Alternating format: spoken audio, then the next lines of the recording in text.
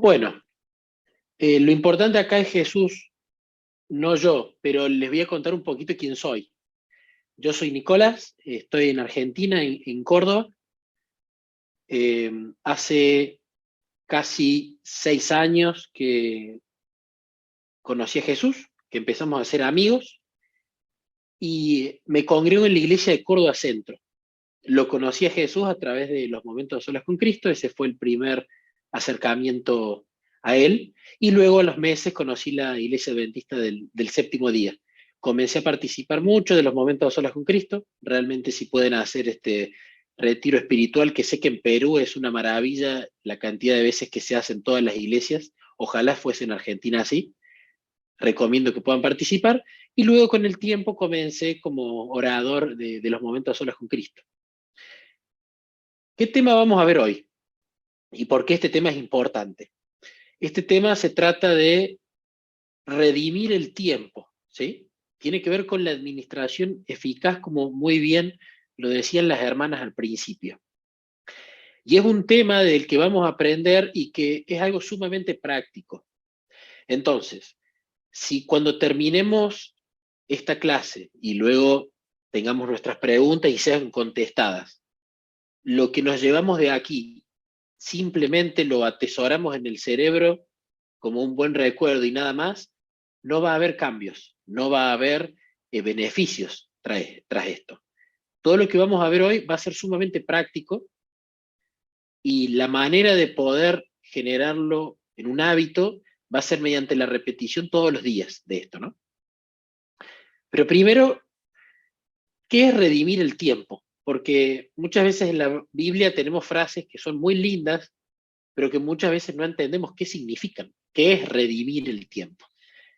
Redimir el tiempo lo podemos tomar como aparece en Efesios, aquí en Reina Valera, Efesios capítulo 5, versículos 15 y 16, que dice, mirad pues que andéis con diligencia, no como necios, sino como sabios, redimiendo el tiempo porque los días son malos. Hay una versión que es una paráfrasis, que es la Nueva Traducción Viviente, que lo mastica un poquito más a este versículo y lo explica un poco más. La traducción esta dice, así que tengan cuidado de cómo viven, no vivan como necios, sino como sabios. Hasta ahora muy parecido al anterior. Y aquí viene la diferencia. Saquen el mayor provecho de cada oportunidad en estos días malos. Entonces podemos ver que redimir el tiempo tiene que ver con aprovechar cada oportunidad, con sacar el mayor provecho a ese intervalo de tiempo dado del que acá está hablando. Todas las citas que vamos a leer, más allá de las escrituras, van a ser del espíritu de profecía. En palabras de Diego Gran Maestro, en la página 277, Elena dice que la única manera en la cual podemos redimir nuestro tiempo es aprovechando lo más posible el que nos queda. En aquel que hace esto, se efectúa una transformación del carácter. Entonces ya podemos ir viendo que redimir el tiempo, es decir, aprovechar cada oportunidad, es importante para la transformación de nuestro carácter, que nos dice el espíritu de profecía, que es lo único que nos vamos a llevar al cielo. Del mismo libro, dice que de ningún otro talento que Él nos haya dado requerirá más estricta cuenta que de nuestro tiempo. El hombre que aprecia el tiempo como su día de trabajo, se preparará para una mansión y una vida inmortales. Vale la pena que él haya nacido. Un propósito resuelto, un trabajo persistente y la cuidadosa economía del tiempo capacitarán a los hombres para adquirir los conocimientos y la disciplina mental que los calificarán para casi cualquier posición de influencia y utilidad. Fijémonos lo importante que el espíritu de profecía menciona aquí. Comúnmente cuando hablamos de que somos mayordomos, lo primero que se nos viene a la mente seguramente es diezmo, ofrenda, dinero, bienes. Pero el bien por el que vamos a tener que dar mayor cuenta, y por lo tanto más importante que el dinero, que los bienes, es el tiempo. Y lo bueno es que el tiempo todos tenemos el mismo. No hay una mayor bendición en el rico o en el pobre con respecto al tiempo. Todos tenemos 24 horas por día. Y redimir el tiempo no solamente se basa en lo que hacemos con nuestro tiempo eclesiásticamente hablando, es decir, en actividades de la iglesia, sino como dice 1 Corintios 10:31, así que sea que coman o beban o cualquier otra cosa que hagan, háganlo todo para la gloria de Dios. Entonces, veamos que es muy importante, como vemos acá, el tema del tiempo. Pero antes de hablar del tiempo, vamos a ver el contraste entre lo que es redimir el tiempo y lo que no lo es. Los contrastes en la Biblia son constantes. En el libro de Proverbios, en cada uno de los versículos, prácticamente dice lo que hace el sabio y por otro lado lo que hace el necio. El apóstol Juan le encantaban los contrastes también. En sus cartas también siempre usó Juan contrastes y en Apocalipsis igual. En el Apocalipsis usa muchos contrastes en sus cartas, en el Evangelio, la oveja y la cabra, el justo y el impío. Los contrastes están buenos no solamente como un método de comparación, sino para que la gente entienda. ¿Qué es la luz? Bueno, ¿viste las tinieblas? Es todo lo contrario.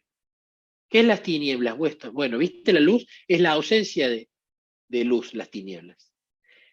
¿Cuál es el contraste del tiempo o de la buena administración del tiempo? El ocio. Patriarcas y Profetas en el capítulo 14 nos dice que el amor a los placeres fue fomentado por la riqueza y la ociosidad, y la gente se entregó a la complacencia sensual.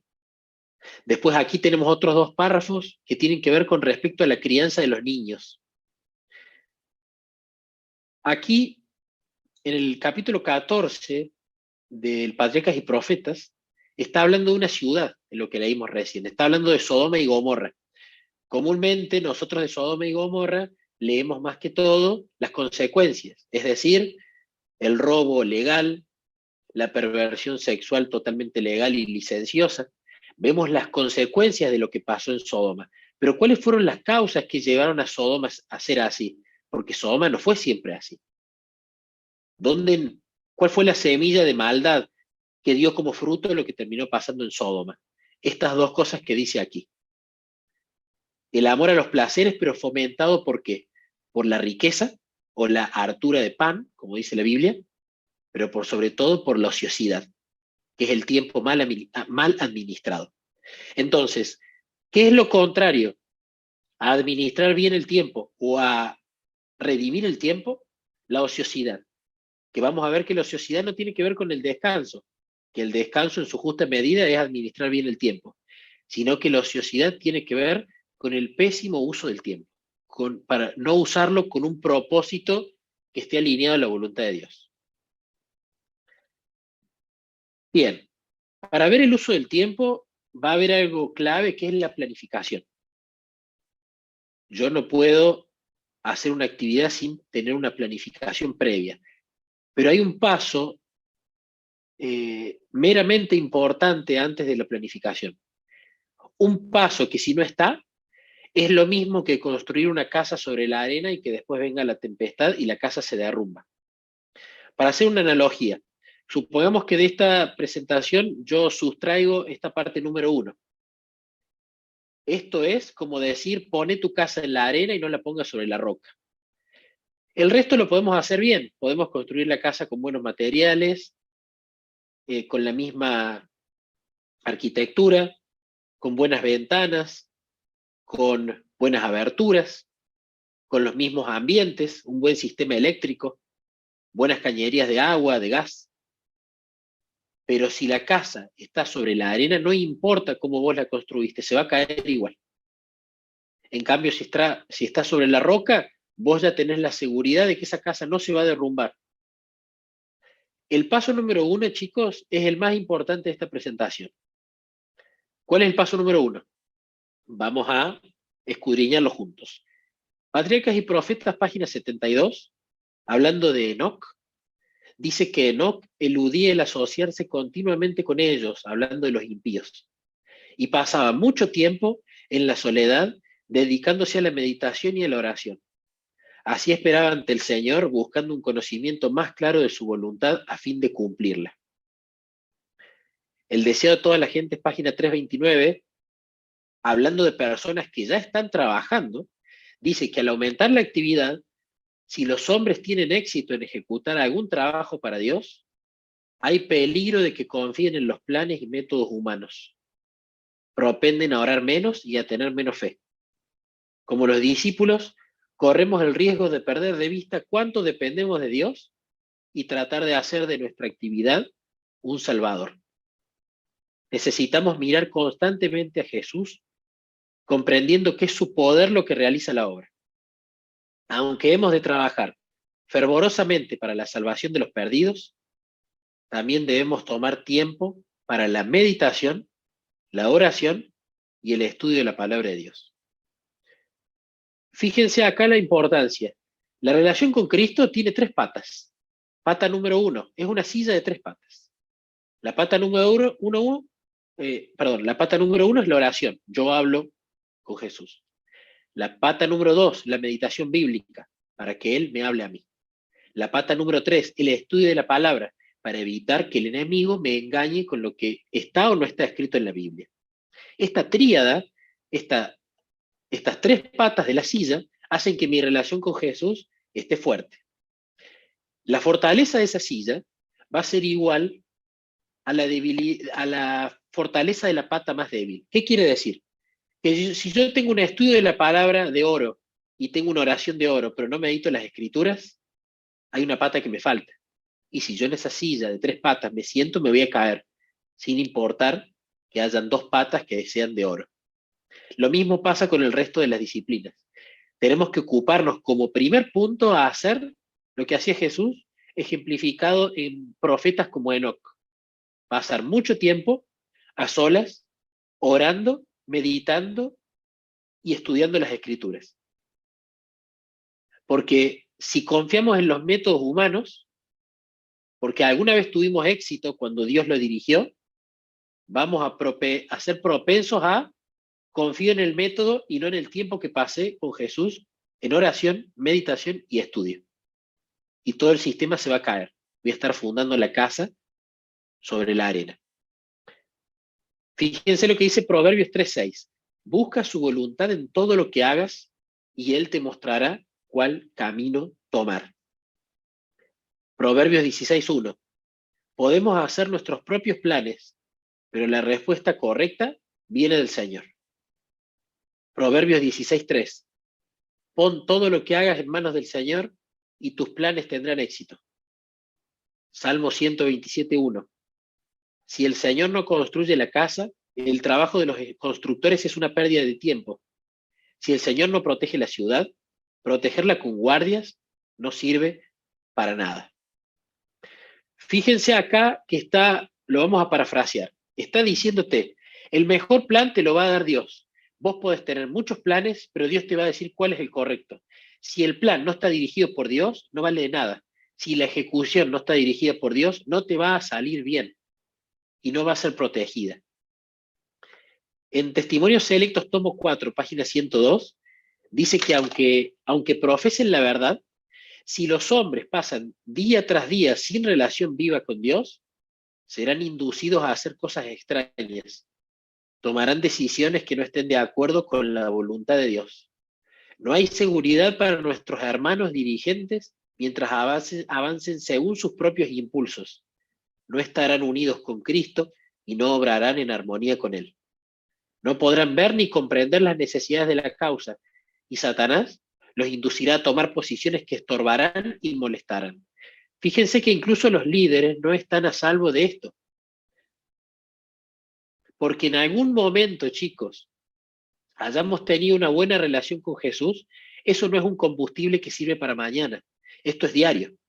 E incluso un líder que fue puesto por Jesús en un lugar, como por ejemplo lo fue Saúl, cuando Saúl descuida la comunión con él, terminó siendo no un rey de Dios, sino un rey de Satanás. Ya sabemos la historia de Saúl.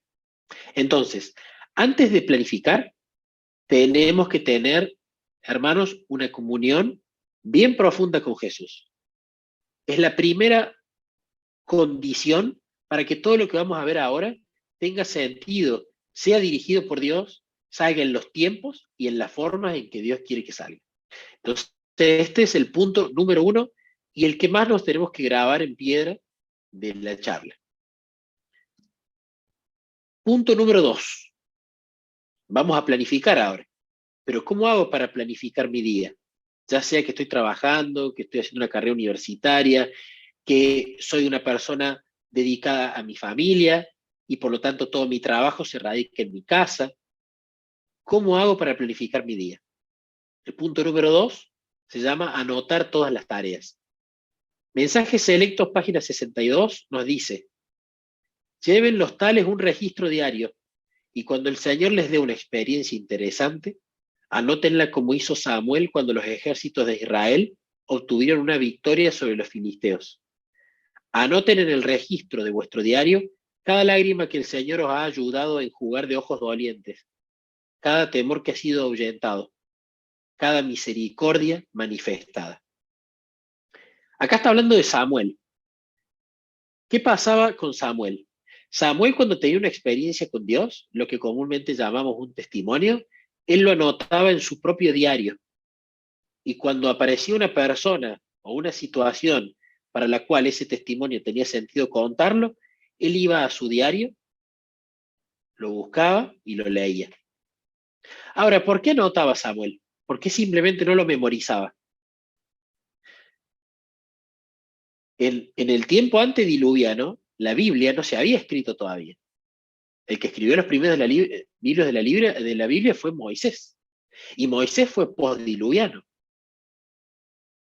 ¿Cómo se acordaban las cosas los antediluvianos? Bueno, en ese caso, como el pecado todavía no llevaba tantas generaciones, el cerebro humano, la mente, tenía un prodigio maravilloso. Y en Patriarcas y Profetas, el espíritu de profecía nos cuenta que se transmitía de manera oral, porque la gente memorizaba todo. A medida que fueron pasando las generaciones y el pecado degradaba a la gente no solamente moralmente, sino físicamente, la memoria empezó a tener problemas. Entonces Samuel, por supuesto, necesitaba anotar esas cosas. ¿Por qué? Porque si no se las olvida. Entonces, ¿qué tenemos que hacer nosotros para planificar? Tenemos que anotar todo lo que pensemos que tenemos que hacer o lo que queremos hacer, lo tenemos que anotar. Podemos usar un cuaderno, podemos usar una aplicación digital si nos gusta más, pero lo importante es anotar. Recordar las cosas al cerebro lo estresa, y más recordar las cosas que tiene que hacer. Entonces tenemos que anotar. ¿Cómo vamos a hacer este proceso? Filipenses 4, del 6 al 7 nos dice: no se preocupen por nada, en cambio, oren por todo. Díganle a Dios lo que necesitan y denle gracias por todo lo que Él ha hecho. Así experimentarán la paz de Dios que supera todo lo que podemos entender. La paz de Dios cuidará su corazón y su mente mientras vivan en Cristo Jesús. A medida que a la mañana tenemos que planificar nuestras actividades, vayámosla poniendo en oración, le contemos a Jesús lo que queremos hacer y lo anotamos. Tengo que pagar una factura del internet, se lo comento a Jesús, lo anoto. Tengo que estudiar biología 2 porque tengo un examen, se lo comento a Jesús, lo anoto. Tengo que de repente ir a comprar quinoa porque me quedé sin quinoa para comer, se lo cuento a Jesús y lo anoto. Entonces, cuando hago este paso, donde cada una de las cosas que creo que tengo que hacer, las pongo en oración, incluyéndolo a Jesús en la charla, y las anoto, voy a terminar con una lista larga de un montón de cosas. Vamos a ver qué vamos a hacer con esa lista. Punto número 3. Priorizar las tareas. Mateo 6, del 33 al 34 nos dice: busquen el reino de Dios por encima de todo lo demás y lleven una vida justa, y Él les dará todo lo que necesiten. Así que no se preocupen por el mañana, porque el día de mañana traerá sus propias preocupaciones. Los problemas del día de hoy son suficientes por hoy. Ministerio de Curación, página 385, dice: el fiel cumplimiento de los deberes de hoy es la mejor preparación para las pruebas de mañana. No amontonemos las eventualidades y los cuidados de mañana para añadirlos a la carga de hoy. Basta al día su afán.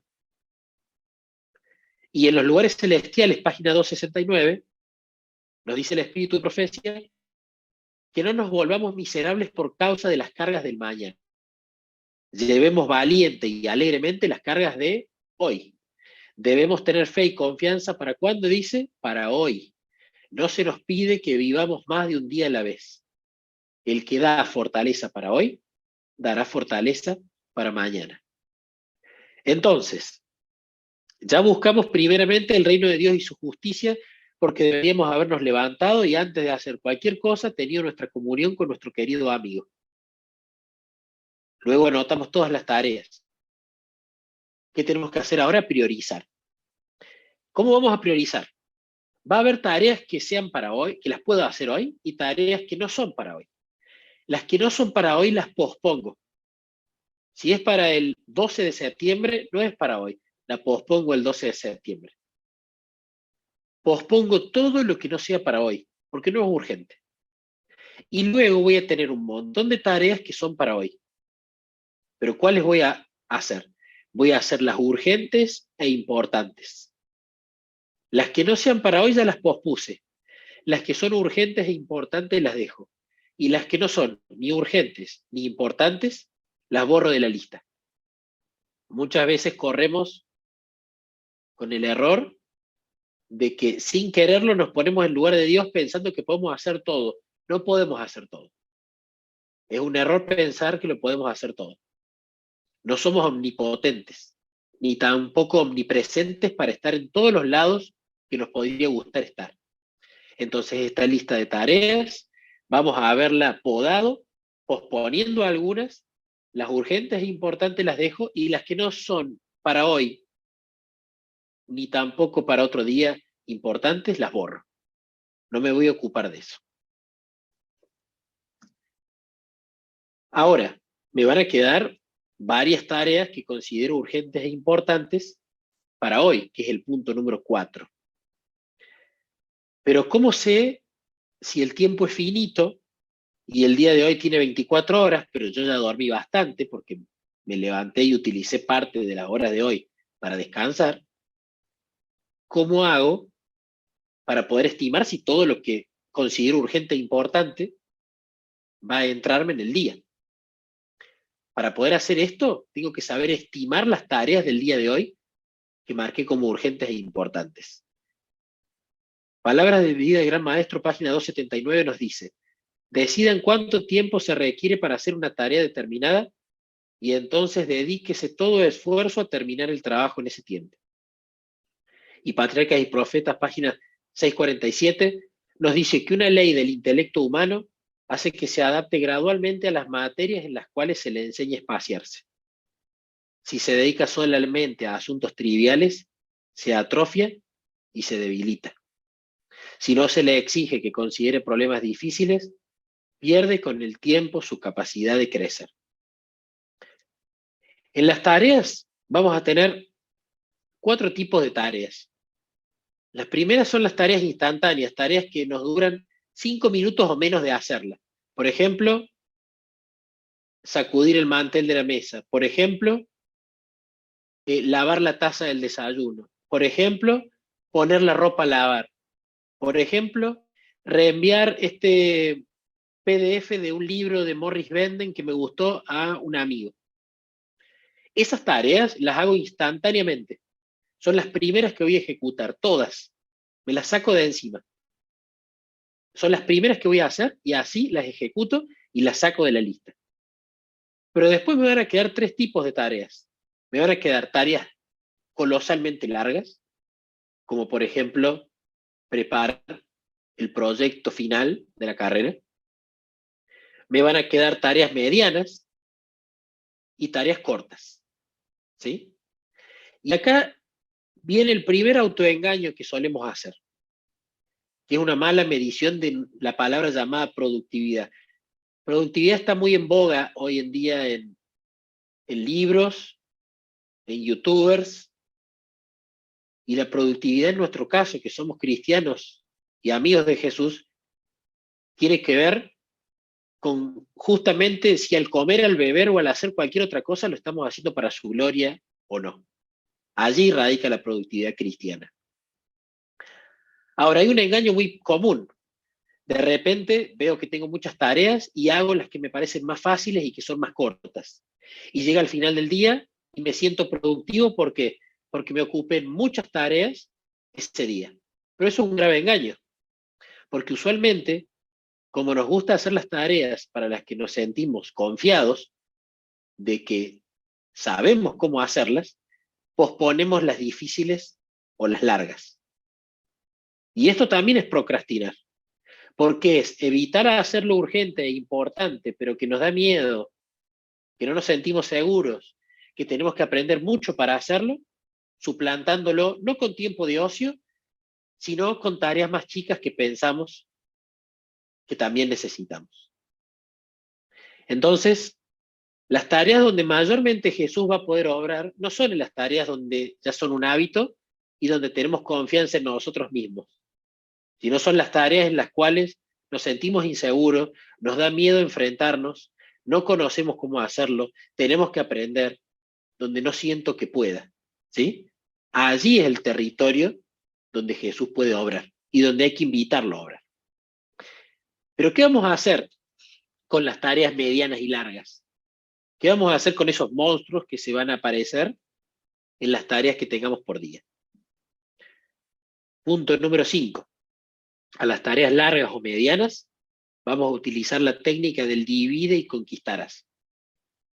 Lucas 18 del 14 al 20, Lucas 14 del 28 al 32 nos dice: sin embargo, no comience sin calcular el costo, pues ¿quién comenzaría a construir un edificio sin primero calcular el costo para ver si hay suficiente dinero para terminarlo? De no ser así, tal vez termines solamente los cimientos antes de quedarte sin dinero. Y entonces todos se reirán de ti y dirán: ahí está el que comenzó un edificio y no pudo terminarlo. ¿O qué rey entraría en guerra con otro rey sin primero sentarse con sus consejeros para evaluar si su ejército de 10.000 puede vencer a los 20.000 soldados que marchan contra él?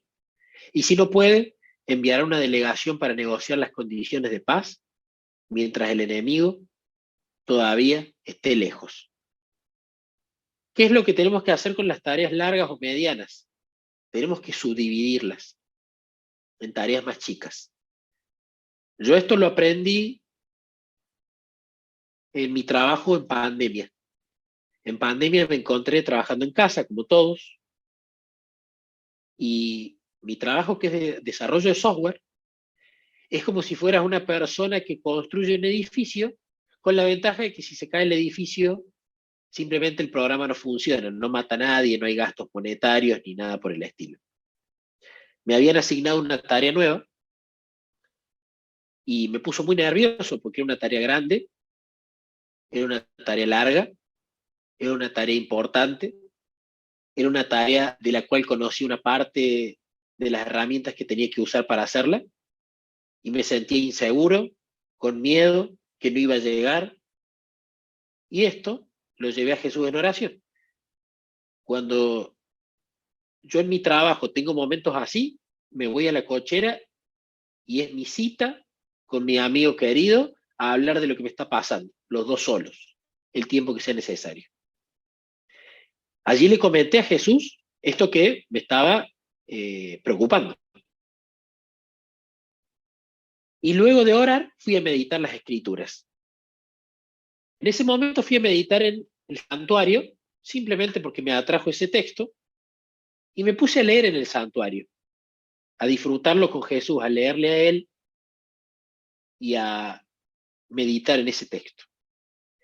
Y allí Jesús tocó mi corazón con el ejemplo del santuario. Y lo mismo pasa con el ejemplo del arca y con el ejemplo del templo.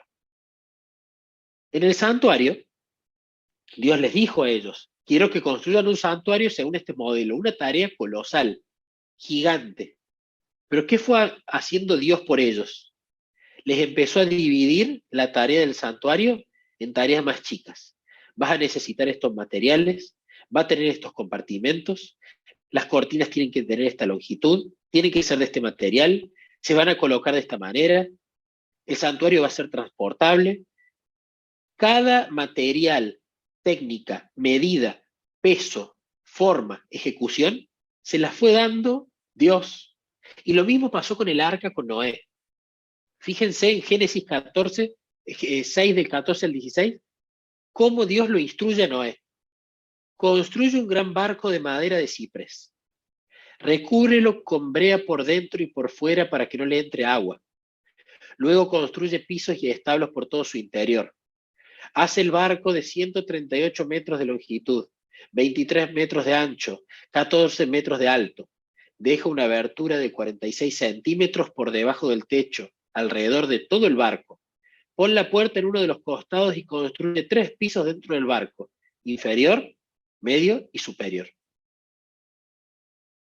Noé tuvo que haber pensado, ¿dónde están los árboles de ciprés? ¿En qué región? ¿Cuántos árboles voy a necesitar cortar por día? ¿Qué instrumentos voy a usar? ¿Dónde hay brea? ¿Quién va a ir a buscarla? ¿En qué la vamos a cargar? ¿Cuándo la vamos a necesitar? ¿Qué cantidad de madera necesito para este proyecto?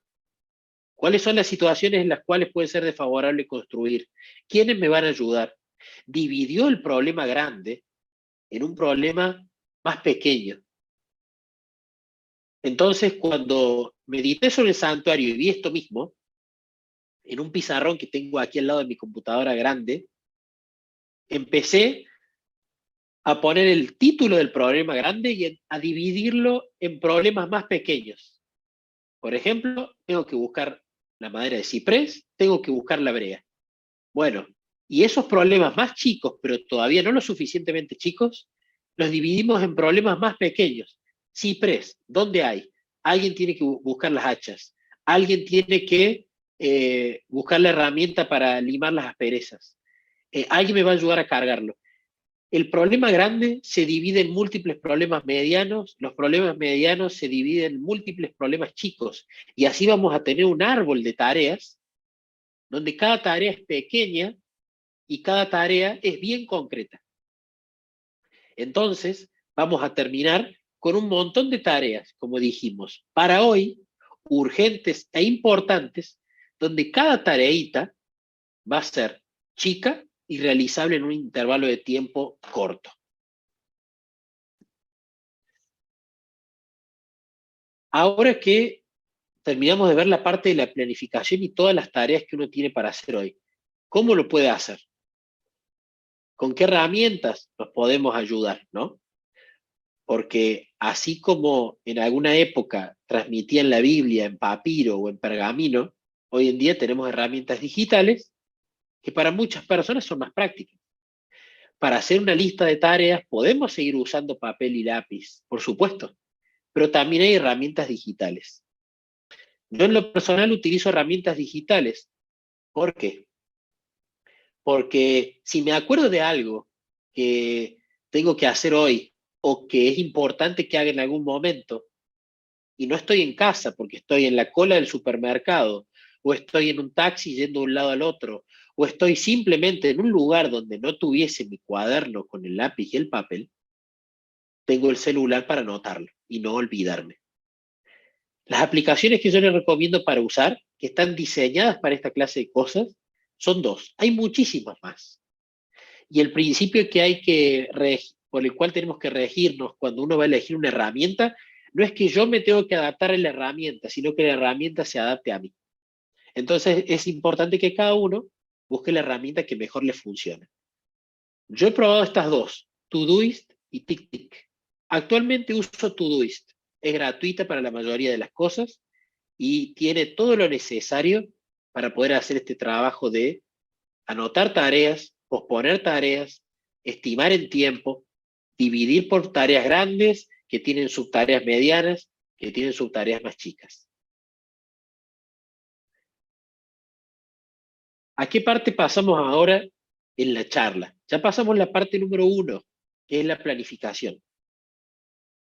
Vimos que lo principal es la relación con Cristo y planificar con Él, contarle las tareas a Él, dividirlas con Él, estimar con Él, todo lo tengo que hacer en oración.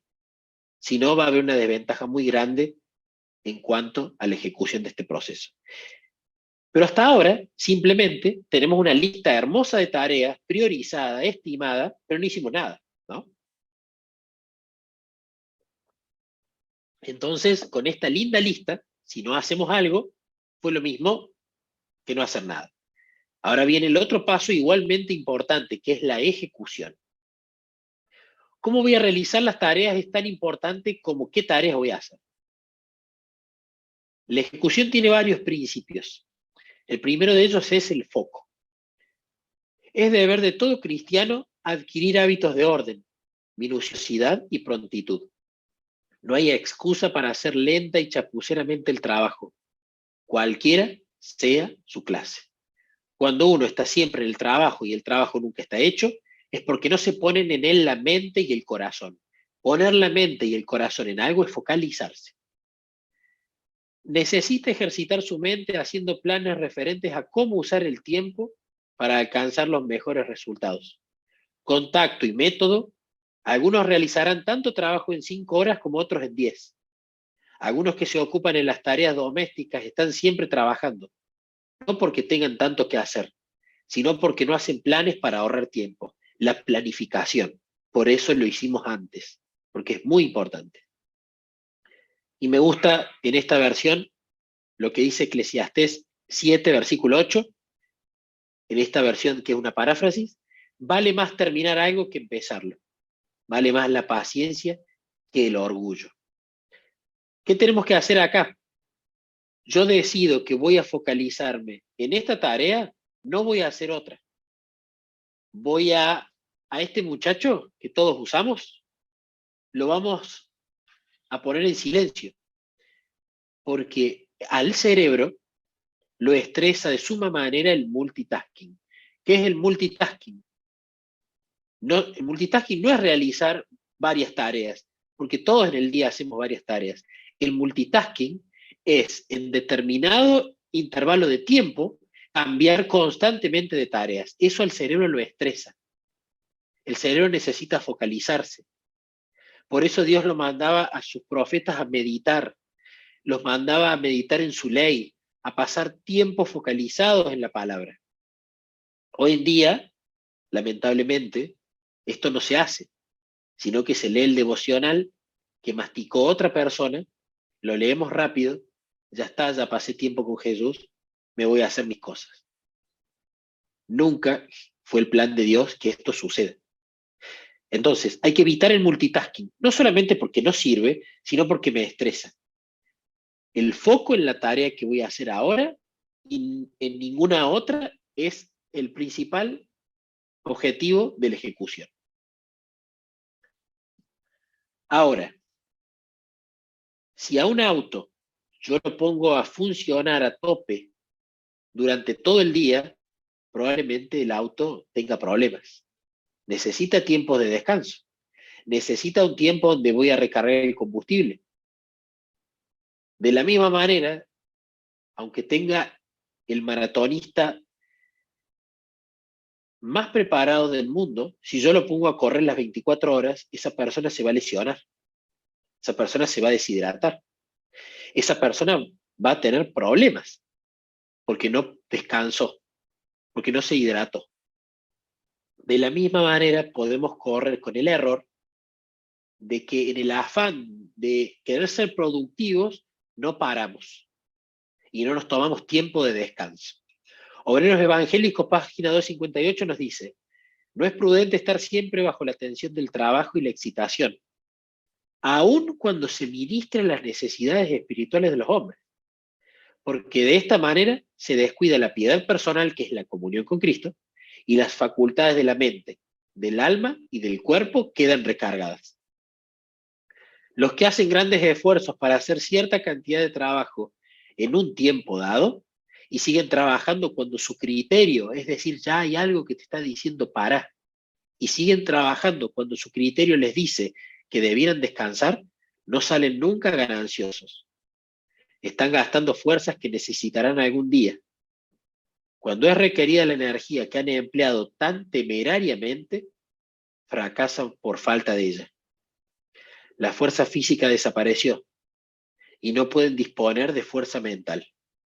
Llegó su tiempo de necesidad y sus recursos están agotados.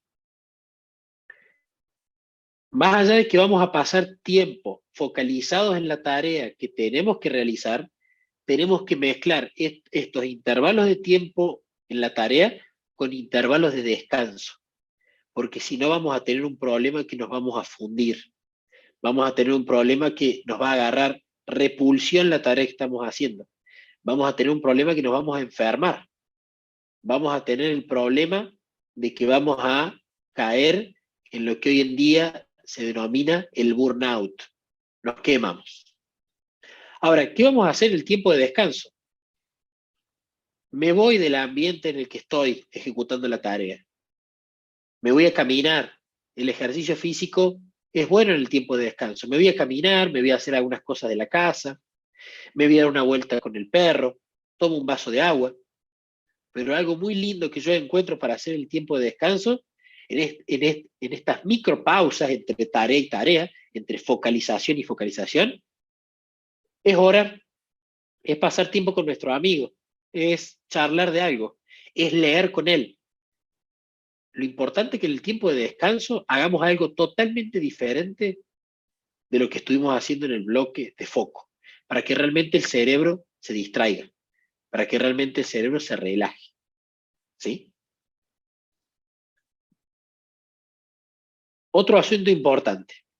Ya vamos viendo y vamos entendiendo que tengo que mezclar tiempos de foco en una tarea con tiempos de descanso. Pero, ¿cuánto tiempo hago en cada cosa? Y si siempre voy a hacer lo mismo. Otra clave en la ejecución es la flexibilidad. Cada día trae sus responsabilidades y deberes, pero la hora de mañana no debe abarcarse en las horas de hoy. Dios es misericordioso, lleno de compasión, razonable en lo que pide. No exige de nosotros que sigamos un curso de acción que resulte en pérdida de la salud física o debilitamiento de las facultades mentales. Él no quiere que trabajemos bajo presión y tensión, hasta que a ello sigue el agotamiento con postración de los nervios. ¿Qué estoy diciendo con esto? No todos los días, hermanos, para nosotros van a ser iguales. Hay días que estamos más desanimados, hay días que comimos de más, hay días que dormimos, hay días que estamos más enfermos, hay días que las tareas son más difíciles que otros. Entonces, en estos tiempos de descanso y de focalización en la tarea, tengo que ser flexible. Si, por ejemplo, yo hoy mis tiempos de focalización son 1 hora, por ejemplo, y mis tiempos de descanso son 20 minutos, pero mañana veo que a los 40 minutos realmente estoy muy cansado y que necesito, en lugar de hacer 1 hora de tiempo de foco y 20 minutos de descanso, hacer 40 de foco y 20 de descanso, lo hago. Soy flexible conmigo mismo. Entiendo que no todos los días son iguales. Entonces la flexibilidad también es importante. Porque por querer cumplir a rajatabla la cantidad de tiempo que yo creo que tengo que estar focalizado, podemos terminar también haciéndonos daño. Hay días que nos va a ser más fácil que otros. Entonces, escuchemos a nuestro cuerpo. Escuchemos cuando estamos haciendo una tarea y no damos más. Escuchemos cuando en su sabiduría Dios a través de nuestro cuerpo nos dice, estás cansado, estás tensionado, no te está entrando nada de lo que estás leyendo. Descansa. Flexibilidad entonces. Y el punto más importante en la ejecución es incluir a Jesús. El andar de Enoc con Dios no era en éxtasis o en visión, sino en todos los deberes de su vida diaria. ¿Sí? Enoc lo incluía en todo a Dios. En medio de una labor, de una vida de labor activa, Enoc mantuvo constantemente su comunión con Dios. Cuanto mayores y más apremiantes eran sus labores, tanto más constantes y fervientes eran sus oraciones. No tenemos tiempo aquí, y no es el propósito de esta charla, hacer un estudio de Enoc. Pero Enoc, cuando reunimos todos los textos del espíritu de profecía sobre Enoc, Enoc no solamente pasaba un montón de tiempo a la mañana a solas con Dios en oración y meditación, a fin de conocer su voluntad y cumplirla, sino que oraba cuando estaba trabajando, oraba cuando caminaba, oraba en todo tiempo y todo lugar. Enoc fue el mejor amigo que tuvo Jesús en toda la historia. Entonces, en la ejecución de nuestras tareas, incluyámoslo a Jesús. Yo cuando estoy en la computadora y tengo que programar, el paso previo es charlar con Jesús la tarea, anotar las cosas que tengo que hacer, comentárselas a él, y muchas veces él impresiona la mente con ideas, con sugerencias que uno no veía.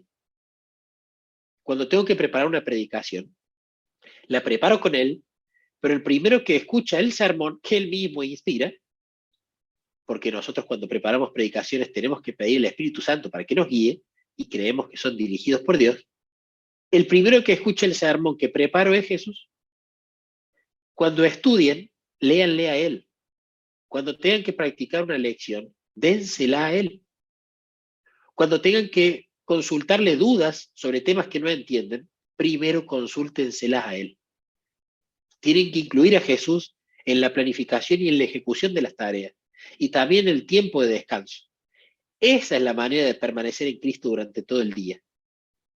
Siendo consciente de su presencia, orando en todo momento, en todo lugar, sobre cualquier tema, con el debido respeto, porque más allá de ser nuestro amigo, es nuestro creador, pero ese es el orar sin cesar. Esa es la permanencia constante. ¿Qué podemos usar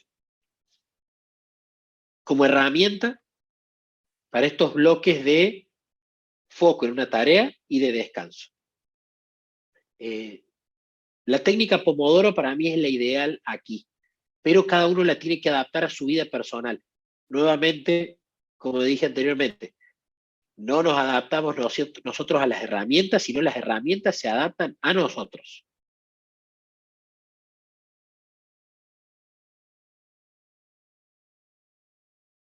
¿Cómo es la técnica Pomodoro? La técnica Pomodoro, primer paso, selecciona una tarea de tu lista. ¿Qué lista? La que planificamos, luego de tener relación con Jesús, priorizamos las tareas de hoy como urgentes e importantes, pospusimos otras que no son para hoy y desechamos las que no son urgentes e importantes. Seleccionamos una tarea. Por ejemplo, tengo que leer el capítulo 14 del Conflicto de los Siglos. Le dedico 25 minutos para realizar el cometido. Bloque de foco, 25 minutos de duración. Esto es personal.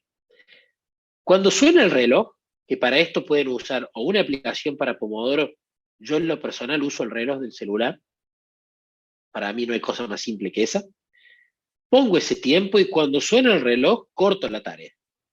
No importa si quiero terminarla, no importa si estoy cerca, corto la tarea inmediatamente. Y hago la pausa de 5 minutos. Luego de esos 5 minutos, comienza otro Pomodoro, y así hasta el cuarto Pomodoro, donde el recreo va a ser de 30 minutos, no de 5. Ahora, esto, lo que yo sugiero, es la técnica, es decir, bloque de foco, bloque de descanso, bloque de foco, bloque de descanso. Esto es lo central de la técnica. La cantidad de tiempo de foco y de descanso, eso la van a poner cada uno de ustedes. Y a medida que se conozcan, se van a ir dando cuenta qué es lo que funciona mejor. En mi vida personal, funciona mejor cuando son bloques de 1 hora y bloques de 20 minutos. Pero, por ejemplo, hoy domingo, que yo no trabajo, paso 30 minutos haciendo una actividad que no sea de Jesús y 30 minutos leyendo con él. 30 minutos haciendo una actividad que no sea de Jesús y 30 minutos leyendo con él. Eso lo va regulando cada uno según la vida que tenga, las tareas que tenga y el día que tenga.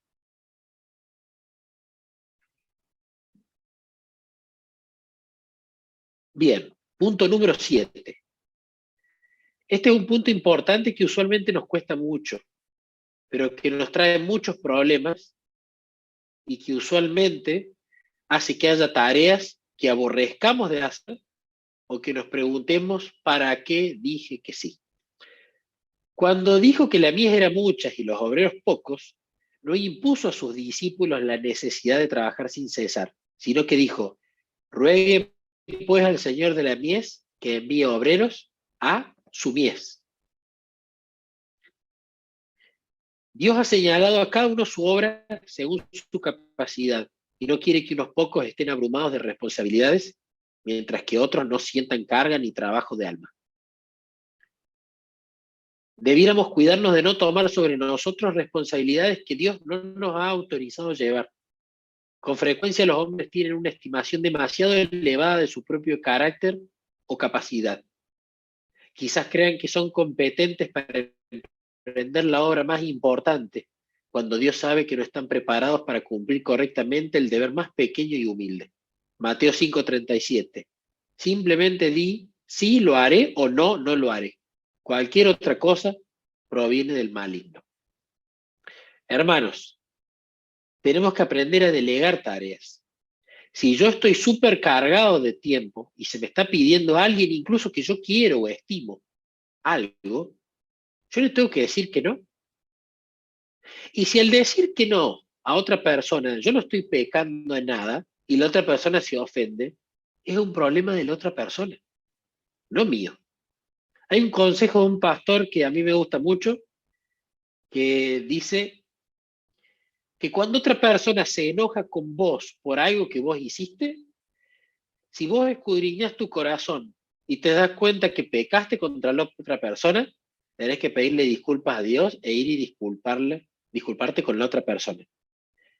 Pero que si vos no identificas ningún pecado que cometiste contra la otra persona y la otra persona se ofendió, es un problema de inmadurez de la otra persona.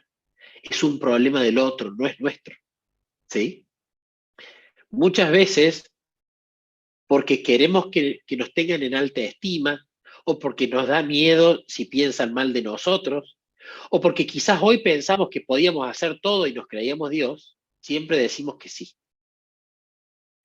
Y luego cuando nos damos cuenta, ¿qué decimos? ¿Para qué le dije que sí? ¿Por qué acepté esto si no quería? ¿Por qué acepté esto si no sé hacerlo? ¿Por qué acepté esto si no tengo tiempo? Y lo tengo que hacer porque ya lo prometí hacer. Entonces, muchas veces la respuesta más sabia cuando me piden algo es, lo pienso y te aviso. Y charlarlo con Jesús, evaluar racionalmente el asunto y luego tomar una decisión. Y aprendamos a delegar las tareas a personas que saben hacerla mejor que nosotros o que tienen más tiempo que nosotros, porque va a ser de bendición no sobrecargarnos. Es tan malo, y hay un texto de la hermana White muy categórico de esto, es tan mala la pereza como la intemperancia del exceso. Es tan malo el no hacer las cosas que Dios nos pide que hagamos como sobrecargarnos con tareas que Dios nunca pidió que nosotros las hiciéramos. Entonces este es un concepto importante que nos va a ayudar a redimir bien el tiempo, porque vamos a estar haciendo las tareas que Dios quiere y no vamos a estar sobrecargándonos con tareas que no pidió. Punto importante, la métrica de éxito. Si nosotros vemos en YouTube y buscamos videos sobre productividad, sobre alcanzar metas que nos ofrece el mundo, e incluso círculos cristianos, vamos a ver que en algunos casos la métrica de éxito es llegar a la cima de tu profesión, el dinero, la posición en cuanto a la sabiduría del mundo. Pero muchas veces una métrica de éxito que tenemos de forma personal es la cantidad de tareas que hacemos en el día. Si hice mucho, qué bien que estuve este día. Si hice poco, hoy fue un día pésimo. Y esto es un error. Vamos a ver por qué. No tratéis de hacer en un día el trabajo de 2 días. Al fin se verá que los que trabajaron cuidadosa y prudentemente han hecho tanto como aquellos que gastaron de tal manera su fuerza física y mental que no les quedó reserva de la cual sacar en tiempo de necesidad. Hay peligro de que sus obreros abusen de sus fuerzas al ver que el campo está maduro para la siega, pero el Señor no pide esto. Después que sus siervos hayan hecho lo mejor que puedan, podrán decir, la mies a la verdad es mucha, y los obreros pocos, mas Dios conoce nuestra condición. Acuérdase, o se acuerda, de que somos polvo. Nunca tengo que medir mi día por la cantidad de tareas que hice, porque eso me va a frustrar grandemente. Porque va a haber días donde quizás hice una tarea durante todo el día, porque era larguísima, era gigante, y no la terminé, pero capaz que hubo un día donde había todas tareas chicas y fáciles, y como hice muchísimas tareas, pienso que fue un día súper productivo. Y puede ser que yo haya redimido el tiempo con la tarea más difícil, con bloques de foco, bloques de descanso, bloques de foco, pero la otra haya trabajado 2 horas, hecho un montón de cosas y el resto del tiempo no hice nada, ocio. Pero como la cantidad de tareas fue mayor, pienso que hice un montonazo de cosas ese día. Eso es un error. ¿Cómo yo tengo que medir el éxito de mi día? Punto número uno es en la cantidad de tiempo que yo pasé focalizado, incluyéndolo a Jesús en esa tarea.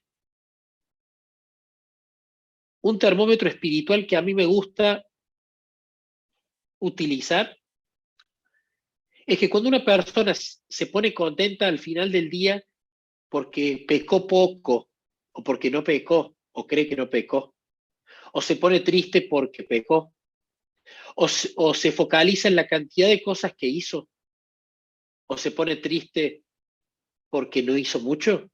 Si yo me focalizo en lo que hice o no hice para determinar si soy feliz o no soy feliz, o si mi día valió o no valió la pena, quiera o no, estoy siendo un legalista, porque estoy basándome en las cosas que yo hice para determinar lo que valgo y la felicidad o el estado de ánimo que tengo.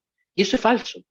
Mi termómetro al final del día tiene que ser, sin importar las circunstancias externas, qué tanto tiempo pasé con mi amigo Jesús, ya sea a solas con él, ya sea yendo a comprar, ya sea dando un estudio bíblico, ya sea limpiando la casa, ya sea trabajando en el empleo, ya sea estudiando un tema de la Biblia, ya sea sacando a pasear al perro.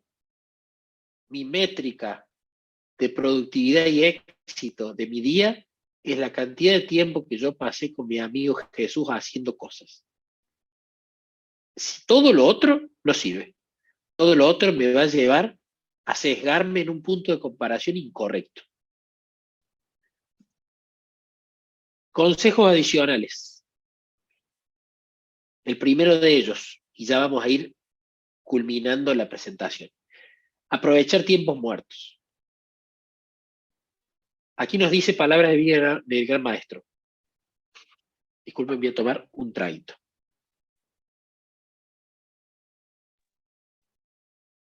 Pero atesórense los momentos, dice.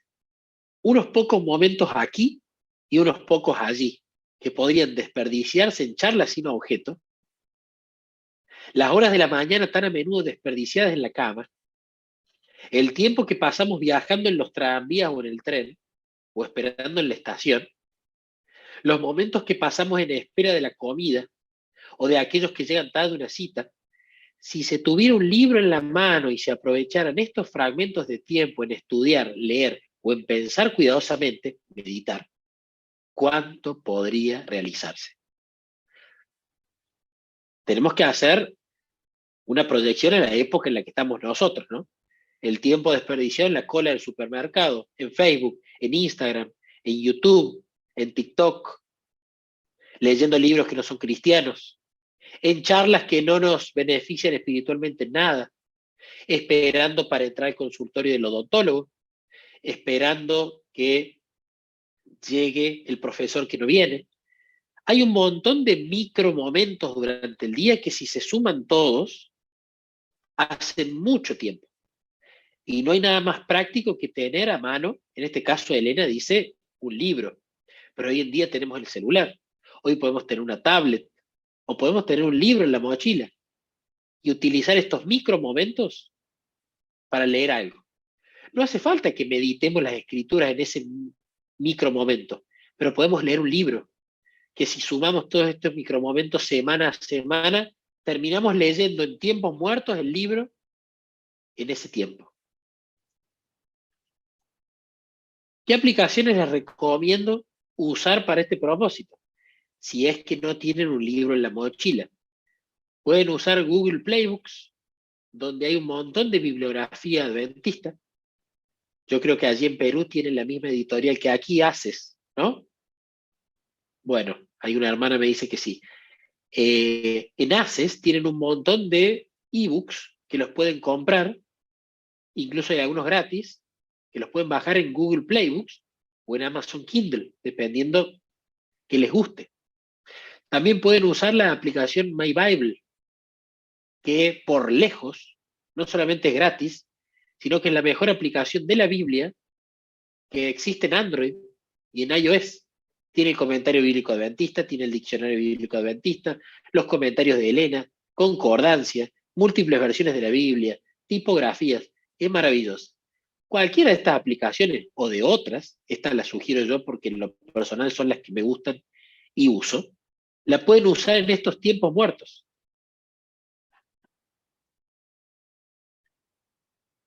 Y el segundo consejo adicional, que recomiendo ampliamente ponerlo todos los días, por lo menos un bloque de tiempo, en la actividad de aprender y enseñar. Una ley del intelecto humano hace que se adapte gradualmente a las materias en las cuales se le enseña a espaciarse. Si se dedica solamente a asuntos triviales, se atrofia y se debilita. Si no se le exige que considere problemas difíciles, pierde con el tiempo su capacidad de crecer.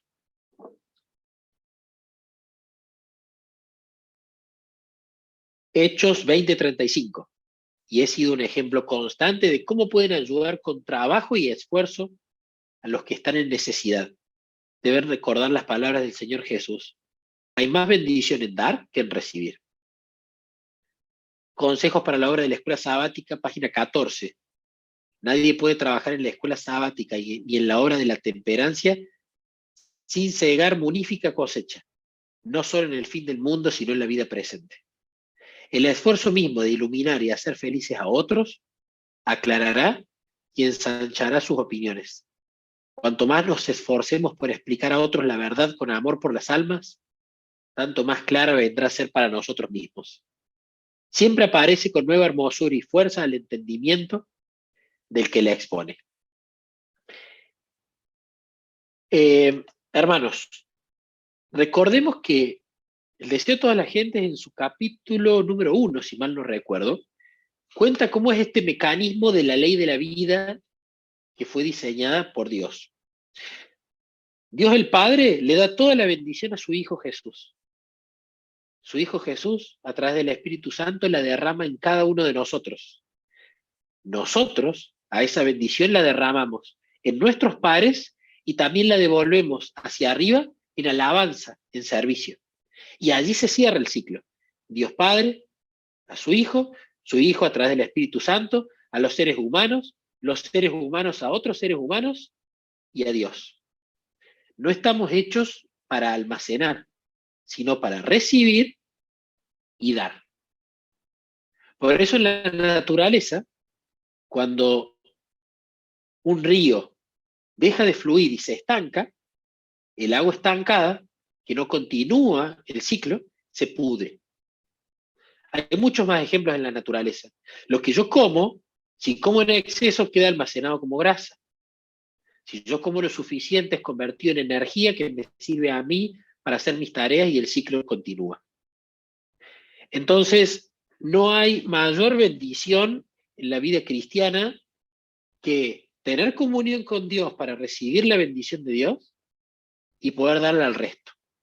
Aprendo de Jesús y le enseño el resto. Aprendo de Jesús y le enseño el resto. En mi profesión, yo estuve 10 años trabajando para DreamWorks, haciendo las películas animadas, el software para las películas animadas, para animar y hacer las deformaciones de esqueletos, y actualmente hago videojuegos en Sony. Y uno podría pensar, ¿cuál es tu mayor satisfacción de tu trabajo? Seguramente fue Cómo entrenar a tu dragón 2, que fue la primera película que salió. Quizás fue ver escenas de películas que nunca vieron la luz. Quizás fue algún videojuego educativo que sacó Sony. Y la verdad es que no.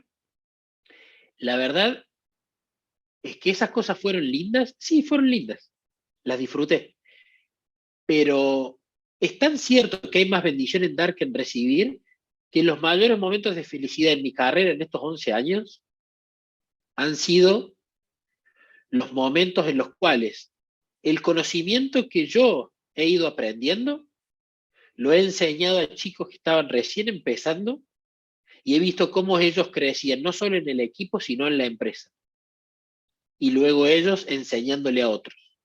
Esa ha sido por lejos la mayor satisfacción que yo he tenido. Cuando vos explicándole a otro, el otro entiende y se pone contento por entender y se vuelve útil. De la misma manera, en la vida cristiana, los momentos de mayor bendición para mí no solamente son los momentos que paso a solas con Jesús y cuando Jesús, a través de la meditación de la Biblia, te reprende, te enseña, te muestra gente para interceder, te da ideas, te responde oraciones, sino cuando me ha tocado dar la escuela sabática, soy maestro de escuela sabática, y el disfrute que uno tiene en el momento de la ejecución es magnífico. El hecho de predicar ante las distintas personas o esto que estoy haciendo es de mucha mayor bendición que el aprender en primer lugar. ¿Qué pasa si no aprendemos nada? Si somos personas que no nos gusta aprender. Va a pasar lo que dice el espíritu de profecía en este primer párrafo. Nuestra mente se va a atrofiar. Si no se le exige que considere problemas difíciles, es decir, que salga de su zona de confort para aprender algo que no sabe, pierde con el tiempo su capacidad de crecer. Pero corre un riesgo. Si yo solamente soy una persona que lee, aprende, corro con el riesgo de volverme un egocéntrico. Y no solamente en los equipos de iglesia, sino también en los equipos de cualquier trabajo, el egocéntrico es la manzana podrida. Es la persona que si mucho sabe, pero no enseña y no trabaja en equipo, no sirve. Es mejor descartarle. Pero claro, para enseñar yo primero tengo que aprender, si no, no tengo nada que darle a nadie. ¿Cómo, cómo le voy a enseñar a otro? Hay una técnica que me gusta mucho, que en realidad está en los escritos de Elena y está en la Biblia. Este físico, yo desconozco si era cristiano, pero la técnica de él tenía mucho que ver con esto, es la técnica Feynman. La técnica Feynman, o la parte importante, se basa en lo siguiente. Si vos querés aprender algo, tenés que saber explicarlo y que la otra persona te entienda como si fuera un niño de 5 años. Si la otra persona vos no le podés explicar las cosas como si fuera un niño de 5 años y te entiende, entonces no conoces el tema tan bien como creías que lo sabías. Si vos no le podés explicar profecía a un niño de 5 años, no la sabes tan bien como la tendrías que saber. Si vos no le podés explicar el evangelio a alguien que no tiene educación, entonces no conoces del evangelio. Si vos estudias física cuántica, o carpintería, o abogacía, o desarrollo de software, o medicina, y no podés explicarle a otro y que te entienda, entonces no lo sabes al tema todavía. Tenés que reaprenderlo y reexplicarlo. ¿Qué les recomiendo al enseñar a otro? Primero, predíquenselo a Jesús. Lo vimos anteriormente. Todo tema que quieran enseñarle a otro, primero enséñenselo a Jesús. Él ya lo sabe, pero es como nuestro querido papá que está tomándonos la lección. Al menos en mi caso, cuando iba al secundario, o más que todo al primario, le decía a mi mamá o a mi papá, ¿me tomas? Y yo le iba recitando la lección. Y mi mamá me iba corrigiendo. O mi papá me iba diciendo, y esto, y te olvidaste de esto. Me iba apuntalando. Cuando uno lo pone a Jesús en la ecuación y le predica el sermón que está preparando, o la escuela sabática que está preparando, o el tema que está preparando para la universidad, o una disertación, o lo que sea, Jesús no solamente que te escucha, sino que pone en tu mente pensamientos para que corrijas cosas, para que modifiques, para que agregues. Entonces la técnica Feynman es muy buena para el hecho de enseñar. Ustedes tienen que aprender todos los días. Búsquense un bloque de focalización para aprender algo que no sepan. por supuesto de Jesús, pero también de su profesión. Todos los días, esto no puede faltar. Ni un solo día puede faltar. Y también tomen un bloque para enseñarle a alguien. Y no hace falta que sea una persona que esté físicamente. Si pueden subir contenido a las redes sociales de utilidad, le van a estar enseñando a alguien. Si pueden grabar un audiolibro y subirlo a YouTube, le van a estar enseñando a alguien. Si se pueden juntar con una hermana y darle un estudio bíblico, le van a estar enseñando a alguien. Si comparten un testimonio de lo que Jesús hizo por vos en tu vida, le vas a estar enseñando a alguien. Este mecanismo, este ciclo tiene que ser siempre cerrado y constante. Aprendo, enseño. Aprendo, enseño. Recibo, doy. Esa es la verdadera bendición. Por último, Active Recall o recuerdo activo. Paso número 1. Me explico el concepto a mí mismo en tu cabeza, dice la técnica. Nosotros explicamos a Jesús. Nos hacemos preguntas y le hacemos preguntas a Jesús de por qué, cómo, cuándo, dónde, quiénes estaban, etc. Esto lo podemos encontrar en los libros de texto. Número 2, vuelvo a consultar y consolidar. Una vez que leí el texto, lo podemos hacer incluso con los textos de la Biblia o con lo que tengamos que estudiar. Una vez que lo leí, cierro el libro y trato de recordar lo que leí. Me hago preguntas, reflexiono sobre lo que está en el texto, uso mi imaginación. Número 3, verbalizo lo que recuerdo. Tienes que verbalizar en voz alta lo que acabas de aprender. Asegúrate de explicarlo como lo hiciste en tu cabeza, pero hablado. No hay cosa más linda que verbalizárselo a Jesús, chicos. Yo no sé si ustedes oran en su mente o en voz alta. Jesús escucha la oración de las dos formas, por supuesto, pero el beneficio de orar en voz audible, que es como yo estoy hablando con ustedes, que es como ustedes hablan con sus padres, con sus hermanos, con los amigos de la iglesia, con los compañeros de clase, ese tipo de oración y de relación profundiza mucho más la relación con Cristo cuando uno ora en voz audible. Número 4, reviso cada concepto. Escribo notas de calidad en el número 5, concisas pero de calidad. Esto activará tu memoria. Active Recall lo pueden buscar en YouTube también. Es una técnica conocida y que la ciencia ha demostrado que es la mejor en cuanto a estudiar.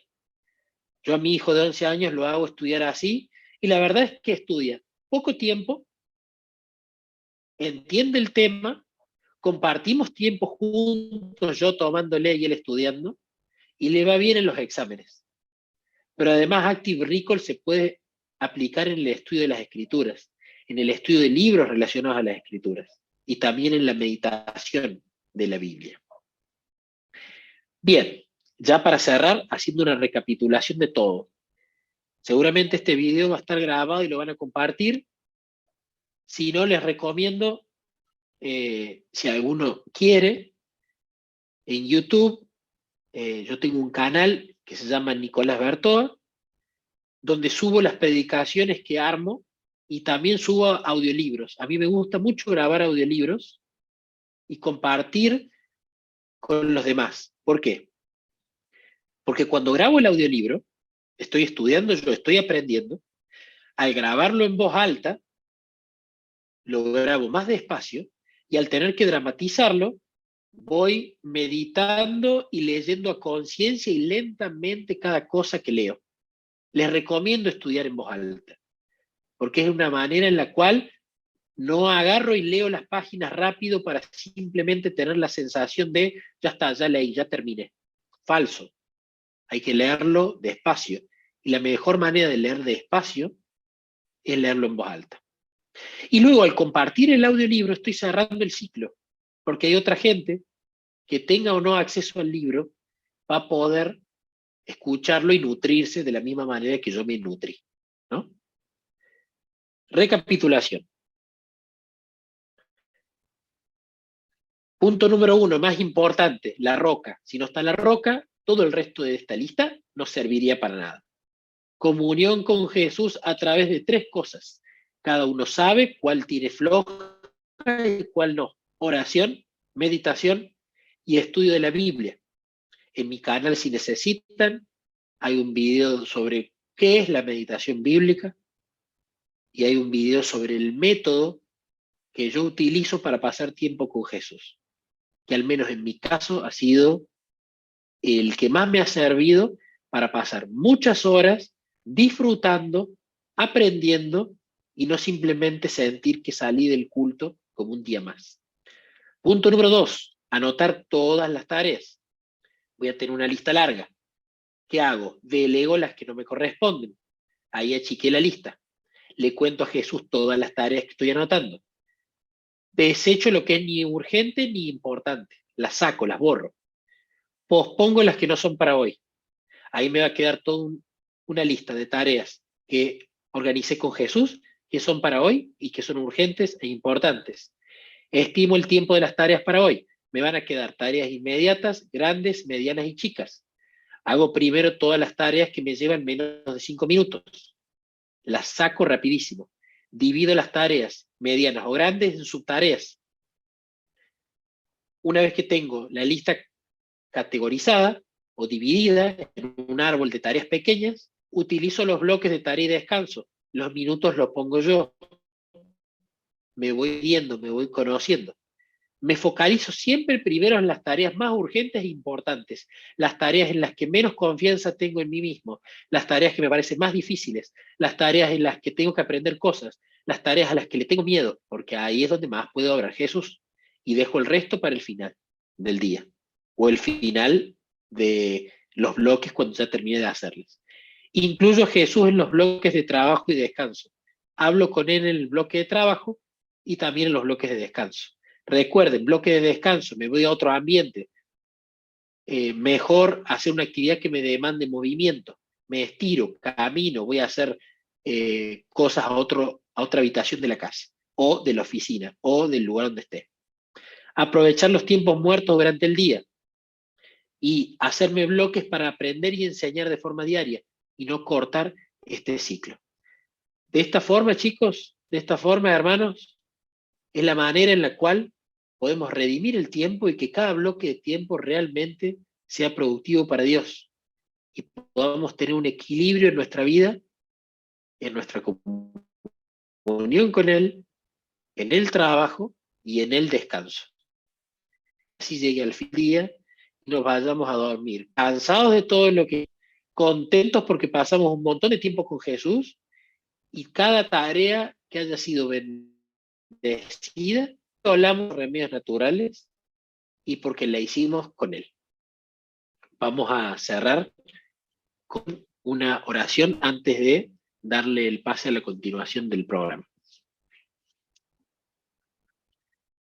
Querido Papá del Cielo, muchísimas gracias, Papá, por esta charla. Gracias por cada alma que has traído, incluyéndome, para poder tener esta linda conversación este día domingo. Te queremos pedir que derrames tu Espíritu Santo en el corazón de cada una de las personas que estamos aquí, para que hoy, Papá, podamos hacer un replanteo, una reflexión en nuestro corazón, escudriñar nuestro corazón y darnos cuenta cómo estamos en cuanto a la redención del tiempo que vos nos estás obsequiando y que incluso en este momento que estamos hablando sigue corriendo. Ayúdanos a planificar con vos, ayúdanos a estimar con vos, ayúdanos a ejecutar las tareas con vos, a descansar con vos, en fin, ayúdanos a hacer todo contigo y para ti. Te queremos muchísimo y te pedimos todas estas cosas en el nombre de Jesús. Amén.